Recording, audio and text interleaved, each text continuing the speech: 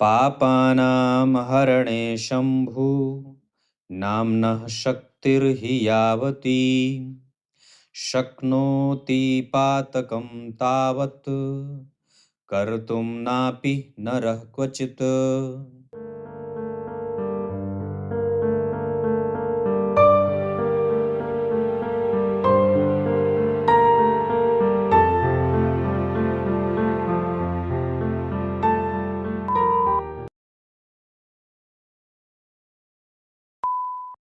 प्रिय दर्शकों नमस्कार, एक बार फिर से उपस्थित हूं आप सबके सामने। शनिवार के कार्यक्रम में मैंने देखा है जन्म कुंडली का तृतीय भाव। आज मैं आपसे इस तीसरे भाव पे, जो कि मुझे लगता है कि मैंने आज तक कभी भी तीसरे भाव पे कोई कार्यक्रम नहीं बनाया है ना।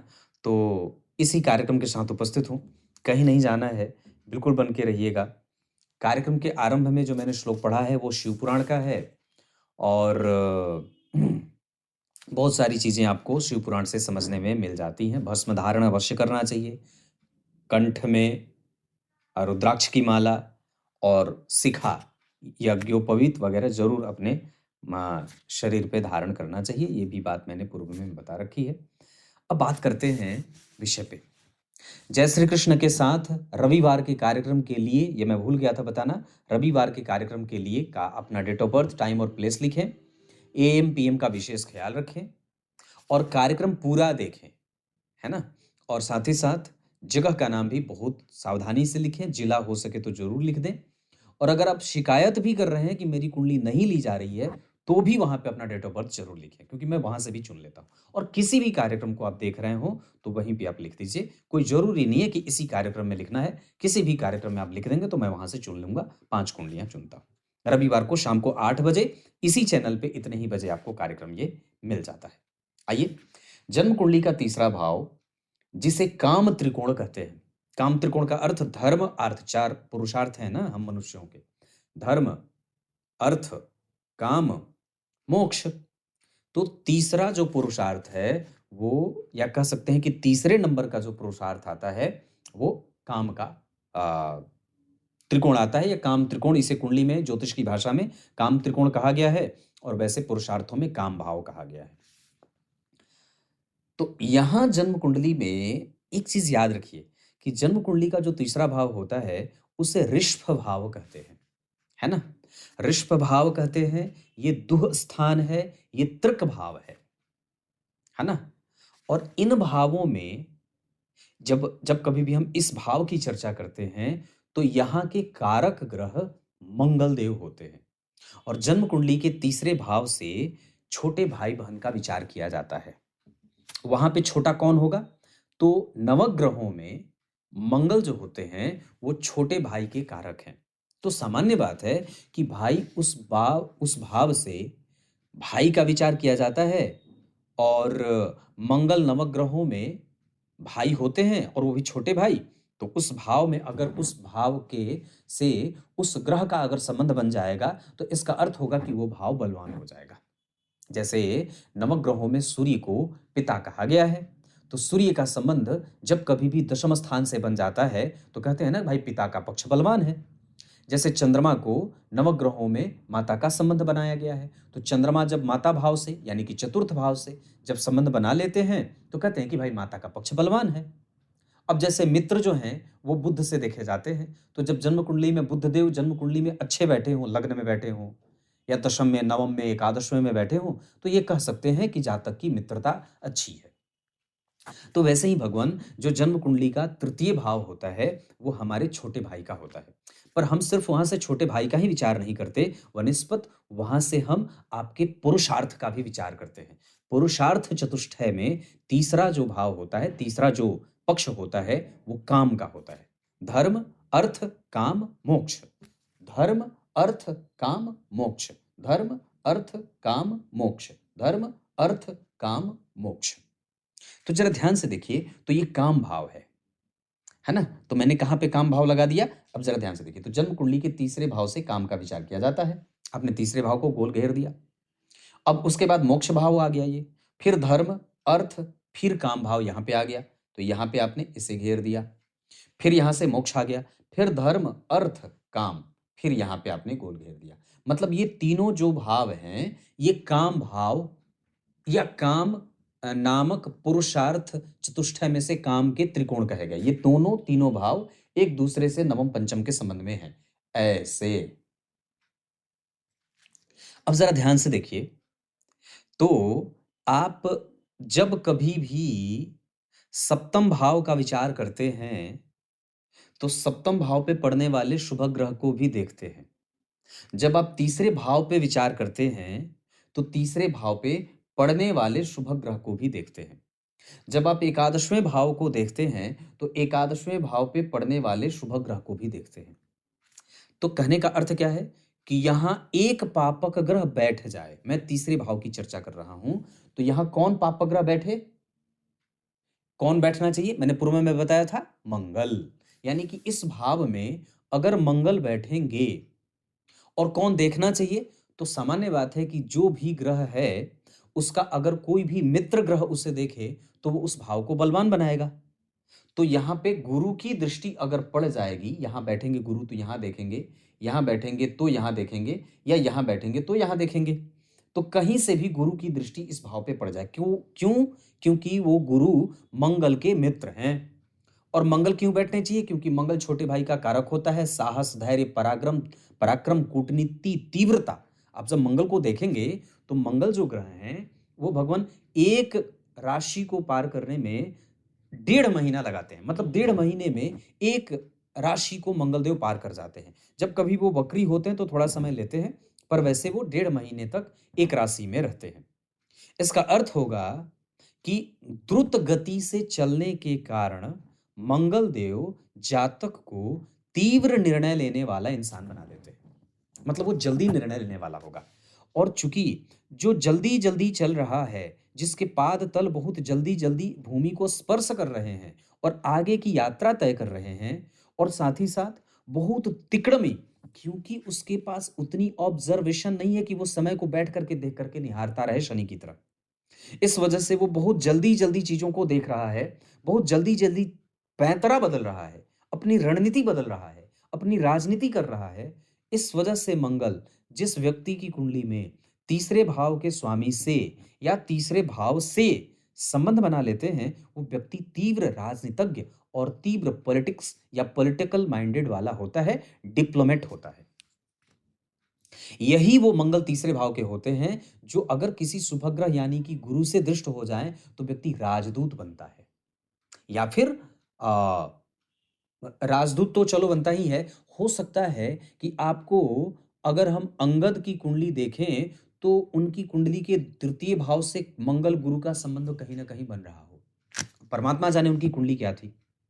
पर जिस व्यक्ति की कुंडली के तीसरे भाव से मंगल का संबंध बनेगा, अगर वो अंगद की कुंडली में बात सही नहीं भी होती है, तो फिर भी वो व्यक्ति कम से कम अपने राष्ट्र और अपने देश को प्रस्तुत करने वाला होता है, प्रस्तुतिकरण करने वाला होता है, मेधावी होता है, ज्ञानी होता है। क्या कहा था कि जब राम जी की सेना की प्रशंसा मंदोदरी माता ने की थी, तो वहां पे अंगद के बारे में भी बात की थी, जामवंत के बारे में भी बात की थी, नल नील के बारे में भी बात की थी, हनुमान जी के बारे में भी बात की थी, सुग्रीव के बारे में भी बात की थी, लक्ष्मण जी के बारे में भी बात की थी। उन्होंने उस संपूर्ण बानरी सेना, जो पदम 18 जूथप बंदर वाली बात, कितने पदम, और एक एक बंदर, जो अब जैसे अंगद जी थे, तो उनके अंदर में कितने जो है वो कितने पदम बंदर थे।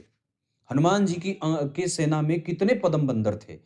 तो इतने एक एक जो सेनापति हुए, उनमें कितने कितने लाख करोड़ बंदर हुए। तो कहने का अर्थ क्या कि उनकी प्रशासक जो क्षमता है, वो उतनी ही बलशाली है। तीसरे भाव पे मैंने खुद भी कभी कार्यक्रम नहीं बनाया था, इस वजह से बड़ा मन किया कि तीसरे भाव को समझने की पूरी चेष्टा करते हैं।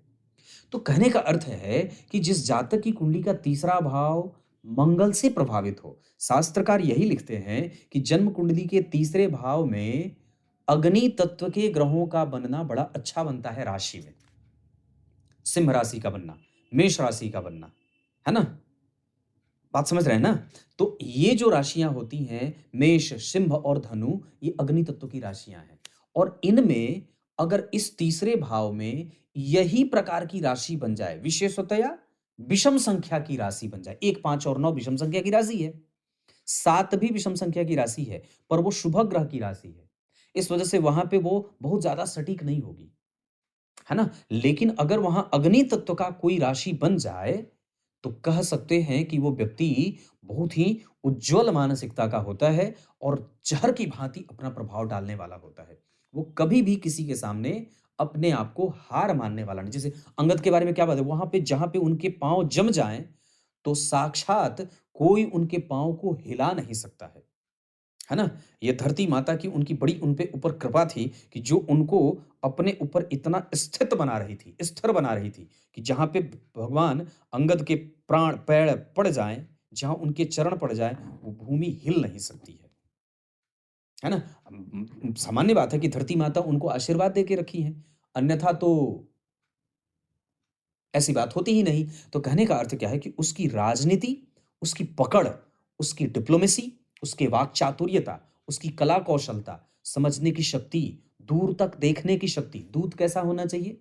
जो निपुण हो, जो बलवान भी हो, जो शास्त्र भी करे और शस्त्र अध्ययन भी करता हो, जो शस्त्र की पारंगत, उसमें दृष्टि उसकी उसकी उसमें उतनी ही पारंगतता हो, शस्त्र और शास्त्र दोनों में।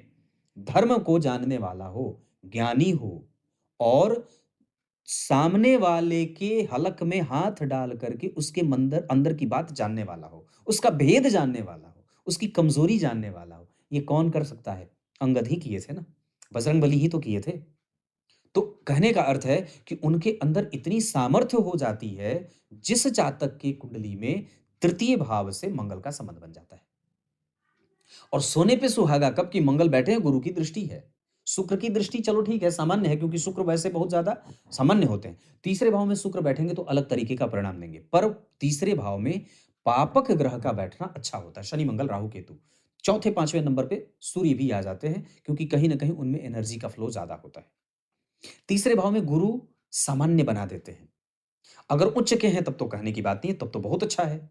अगर तीसरे भाव में उच्च के मंगल हो जाएं, मेष राशि के मंगल हो जाएं, है ना? तो बहुत अच्छी बात है। या तीसरे भाव के अधिपति के साथ ही मंगल बैठे हों, तो या भाव का अधिपति, मान लीजिए 2 नंबर दिखा है और मंगल यहीं बैठ गए, शुक्र भी यहीं बैठ गए। तो अब तीसरा भाव बलवान हो जाएगा। अब वो आपके मतलब कह सकते हैं कि चरित्र चिंतन को बड़ा ही एक व्यापक दृष्टिकोण देने वाला बना देते हैं। तो ये जो सामर्थ्य होती है चीजों को समझने की, पाला बदलने की, जैसे आपने कुश्ती खेलते हुए किसी खिलाड़ी को देखा, तो वो झट से पाला बदलता है, पैंतरा बांधता है और पटक से पटकनी दे देता है। तो उस परिस्थिति को समझने की जो शक्ति होती है, अब जरा ध्यान से देखिए, तो मंगल को यहाँ पे क्यों कारकत्व की प्राप्ति हो जाती है? क्योंकि मंगल यहाँ बैठेंगे तो चौथी दृष्टि से कहाँ देखेंगे? शत्रु के भाव को। ये आपके छिपे हुए शत्रु हैं। और उसी मंगल की जो सातवीं दृष्टि होगी, वो आपके भाग्य को, आपके जो कह सकते हैं कि जो आपकी इंटेलिजेंस है, जहां पे हमें आगे बढ़ना है, हमें अगला कदम क्या रखना है, हमें अगली कौन सी बात करनी है, अपने आप को बुद्धि का बल कितना लगाना है, ज्ञान का बल कितना लगाना है, अपनी उच्च शिक्षा को कैसे प्रदर्शित करना है, जो मैंने ज्ञान सीखा है उसका इम्प्लीमेंटेशन कैसे करना है, ये नवम भाव पे मंगल की दृष्टि से। और दशम स्थान, उस मंगल की आठवीं दृष्टि जब यहां पड़ जाए, तो कहना ही नहीं है कि यह सामाजिक भाव होता है, तो व्यक्ति के समाज में नाम और यश फैलने वाले हो जाते हैं। तो मैं आपसे इतनी बात कहना चाहता था कि जन्म कुंडली के तीसरे भाव के अधिपति और तीसरा भाव अगर विलक्षण बना है, तो वो व्यक्ति ना कभी भी हारता नहीं है, वो कभी भी थकता नहीं है, वो कभी भी चिंताओं से ग्रसित नहीं रखता है। वो हमेशा, चाहे ऊपर से उसके कितने ही दबाव क्यों न डाले जाएं, पर फिर भी वो कभी हारने वाला नहीं होता। वो कभी भी अपने अंदर के मतभेदों को सामने प्रकट नहीं होने देना चाहता है। उसके अंदर भले ही कितने अंतर्द्वंद चल रहे हों, पर सामने वाले को हमेशा वो मजबूती से अपने आप को प्रस्तुत करता है और सामने वाले को कमजोर साबित कर देता है। ये जो सामर्थ्य आती है, ये जो शक्ति आती है, ये जो एक होता है ना, जैसे कि प्रभाव जो आता है, ये तीसरे भाव से ही आता है। तो आपकी कुंडली के ना प्रत्येक भावों का बलवान होना एक अलग तरीके का नेचर देता है, एक अलग तरीके का आपको सामर्थ्य देता है, या एक अलग तरीके की ऊर्जा देता है।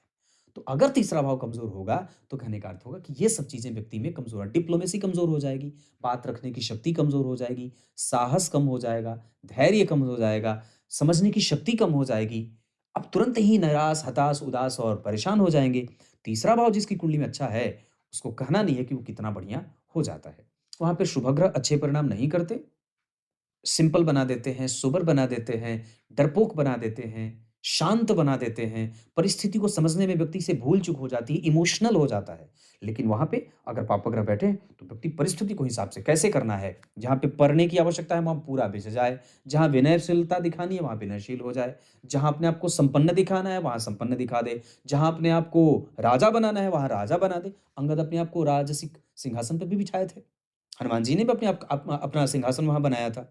तो कहने का अर्थ है कि यहाँ पे जैसी स्थिति शठे शाठ्यम समाचरेत, जहाँ पे जैसी स्थिति है वैसी वो भूमिका में आ जाता है। तो ये जो समझने की शक्ति है, जो कला कौशल है, जो कठोरता है, जो निर्दयता है, जो दयालुता है, जो भाव होता है, वो सारी चीज़ें यहीं से आ जा आपका कम्युनिकेशन है वो, संचार है, वो आपका दूरभाष है, आपका परिवर्तन है, आपका छलांग लगाना है, आपका साहस है। तो ये सारी चीज़ें जन्म कुंडली के तीसरे भाव में समाहित हैं। यहाँ से आपका काम देखा जाता है, उस पे अभी चर्चा कर देता हूँ। जब जन्म कुंडली के तीसरे भाव में एनर्जेटिक प्लैनेट बैठ जाएँ, जैसे मंगल, राहु या सूर्य, तो व्यक्ति में कामोत्तेजक भावनाएँ भी तीव्र होती हैं, है ना? और उसी मंगल की दृष्टि अगर शुक्र पे पड़ जाए या उसी सूर्य का प्रभाव अगर नवांश कुंडली में शुक्र के साथ समाहित होता हो, तो व्यक्ति में कामोत्तेजक भावनाएँ बढ़ने लगती हैं। काम का अर्थ वस्तुतः अपने इंद्रियों की पूर्ति करना नहीं होता। काम का वस्तुतः अर्थ होता है अपने आप को अकर्मण्य न बनने देना। आपके इंद्रियों का बल इतना आपके ऊपर हावी न हो जाए कि आप अपने लाभ और हानि को सोच ही ना पा रहे हों, है ना? जैसे पतंगा, पतंगा क्या करता है? अग्नि जलती है, उसमें जाता है, अपनी काम इच्छा की पूर्ति करने जाता है और जल करके भस्म हो जाता है। तो अगर आप काम को संपूर्णतया सही तरीके से नहीं समझेंगे, तो ये भाव आपको आगे बढ़ने नहीं देगा और आपके इंद्रियों के वशीभूत होने के कारण आपको वो फतंगा बना देगा, मार डालेगा। मतलब व्यक्ति अगर पराक्रमी नहीं होगा, तो वो अपने काम में ही सदैव बिस्तर की सिलवटों में ही लिपटता रखेगा अपने आप को। वो बिस्तर से उतरेगा ही नहीं और इस अवस्था के कारण उसको वस्तुतः सच्चे अर्थ में उसके पुरुषार्थ का परिभाषा वो व्यक्ति कभी सिद्ध ही नहीं कर पाएगा। तो कहने का अर्थ मेरा इतना है कि काम का अर्थ सिर्फ इंद्रियों की तृप्ति और भूख की समाप्ति नहीं होती। आपको उसको कैसे प्रस्तुत करना है, उसमें कैसे बैलेंस करना है, उसकी समझ कितनी है, उसको कला कौशल को कैसे प्रस्तुत करना है, ये सारी बातें भी जन्म कुंडली के तीसरे भाव से दिख जाती हैं। अगर वो कमजोर है, मंगल अगर वहां पे भाव के अधिपति के साथ नहीं बैठे हैं, मंगल नीच के हो गए या उस भाव के स्वामी नीच के हो गए, तो व्यक्ति सदैव ही अपनी ऊर्जा को गलत जगह पे गलत तरीके से इस्तेमाल करता हुआ देखा जाएगा। वो ब्रह्मचर्य व्रती नहीं होता है, उसका वीर्य क्षय होता रहता है, मंदाग्नि से पीड़ित रहता है, जठराग्नि कमजोर हो जाए, पाचन तंत्र कमजोर हो जाए, वो अपनी बात को सही तरीके से प्रस्तुत नहीं कर पाता है, कम्युनिकेशन में गैप होने लगे, उसकी बात लोगों तक अच्छे तरीके से जाए ही नहीं, उसके पराक्रम से नष्ट प्रायः इसकी बदबू आने लगती है। तो कहने का अर्थ है कि तीसरा भाव अगर मजबूत बना, तो आप अपनी इच्छा के अनुसार अपने पराक्रम के बल पे अपने समस्त सुखों की प्राप्ति कर लेंगे। और अगर तीसरा भाव कमजोर बन गया, तो आप चाहे कितने भी कर लें, आप बिस्तर से उतरेंगे ही नहीं, आपको साहस नहीं मिलेगा, वो एनर्जी नहीं मिलेगी, वो जो कठोरता, कठोर निर्णय लेना, जो दमखम होता है, उसमें कमजोरी देखने को मिल जाती है। समझ में आ गई होगी बात। अब आइए कार्यक्रम के आरंभ में जो मैंने श्लोक पढ़ा था, उसका अर्थ बता देता हूँ।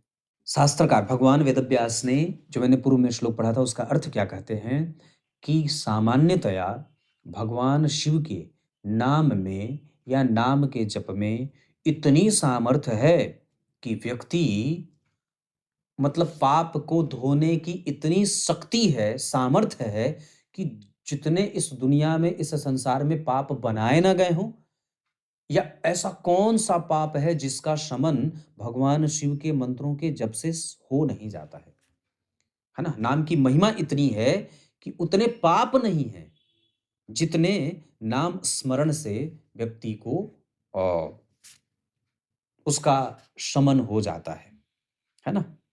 कुछ इसी तरीके से आज के इस महत्वपूर्ण कार्यक्रम का समापन करते हैं। तब तक के लिए बहुत बहुत नमस्कार।